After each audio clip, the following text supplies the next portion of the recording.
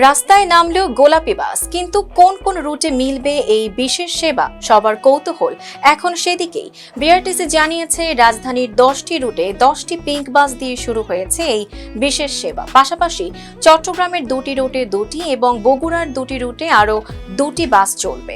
রাজধানীর মধ্যে রয়েছে নতুন বাজার কোকাকোলা থেকে মতিঝিল, তালতলা থেকে মতিঝিল, ডেমরা স্টাফ কোয়ার্টার থেকে জিপিও, মিরপুর 10 থেকে মতিঝিল, মিরপুর থেকে মতিঝিল, মিরপুর 12 থেকে মতিঝিল, মোহাম্মদপুর থেকে মতিঝিল এবং আব্দুল্লাহপুর থেকে মতিঝিল রুট।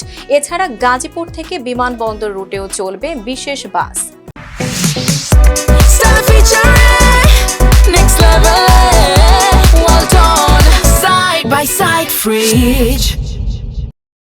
অর্থাৎ বাড্ডা, রামপুরা, খিলগাঁও, যাত্রাবাড়ি, মিরপুর, মোহাম্মদপুর, ধানমন্ডি, ফার্মগেট, বনানী, মহাখালী সহ রাজধানীর ব্যস্ত অনেক এলাকায় এই সেবার আওতায় আসছে। রাজধানীর বাইরে বগুড়ায় শেরপুর, মাটিডালি এবং চট্টগ্রামে কালুরঘাট, পতেঙ্গা রুটেও চলবে মহিলা বাস।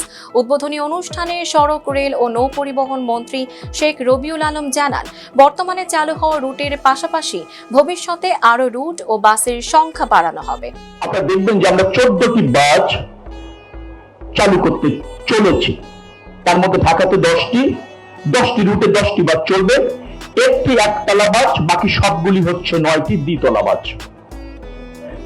চিটাগাংয়ে সম্ভবত একটি রুট, সেখানে 2টি দ্বিতল বাস চলবে। বগুড়াতে 2টি দ্বিতল বাস চলবে 2টি রুটে, অর্থাৎ 14টি বাস চলছে 13টি রুটে। আমার পরিকল্পনা হচ্ছে এই মন্ত্রণালয়ের আগামী দিনে এই রুট আরো প্রসারিত করা হবে, বাসের সংখ্যা বৃদ্ধি করা হবে এবং এখন যে পরিবেশটা তারা পাচ্ছে সেটা আরো উত্তর সমৃদ্ধ করা হবে। এমনকি 200টি ইলেকট্রিক বাস কেনার পরিকল্পনার মধ্যে 100টি বাস নারীদের জন্য বিভিন্ন রুটে রাখার পরিকল্পনাও রয়েছে। ফলে ভবিষ্যতে এই পিঙ্ক বাসের পরিধি আরো বড় হওয়ার সম্ভাবনা রয়েছে।